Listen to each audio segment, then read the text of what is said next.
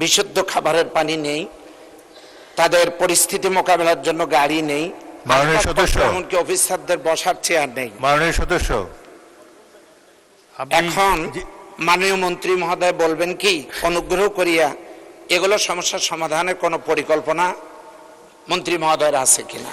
ধন্যবাদ মাননীয় স্পিকার। মাননীয় সদস্য, প্রশ্ন যেটা আছে সেটা পড়বেন, আপনি নিজের থেকে অ্যাড করতে পারেন না। এখন আপনাকে পরে সম্পূরক প্রশ্ন যখন দেওয়া হবে তখন মনের মাধুরী মিশিয়ে কিছু অ্যাড করতে পারেন।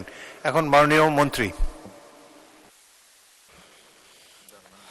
মাননীয় স্পিকার, আপনাকে ধন্যবাদ। মাননীয় সদস্যকেও ধন্যবাদ।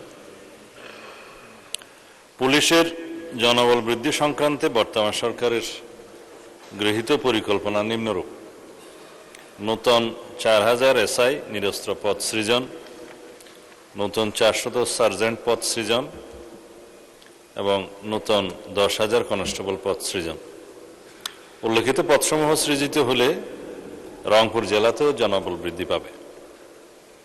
পুলিশের যানবাহন প্রদান সংক্রান্তে বর্তমান সরকারের গৃহীত পরিকল্পনা নিম্নরূপ: আগামী 5 বছরে পর্যায়ক্রমিক টেবল অফ অর্গানোগ্রাম অ্যান্ড ইকুইপমেন্টভুক্ত যানবাহন ও জলযানের ঘাটতি রাজস্ব বাজেটের মাধ্যমে ক্রয়পূর্বক পূরণ করা, যানবাহনের প্রকৃত প্রয়োজনীয়তা নির্ধারণ করার জন্য সম্ভাব্যতা যাচাইপূর্বক উন্নয়ন প্রকল্প গ্রহণের মাধ্যমে যানবাহনের ঘাটতি পূরণ করা, নবসৃষ্ট ইউনিট জনবল এবং কাজের পরিধি বিবেচনায় টেবল অফ অর্গানোগ্রাম অ্যান্ড ইকুইপমেন্টসে যানবাহন ও জলযানের সংখ্যা বৃদ্ধি করা হবে।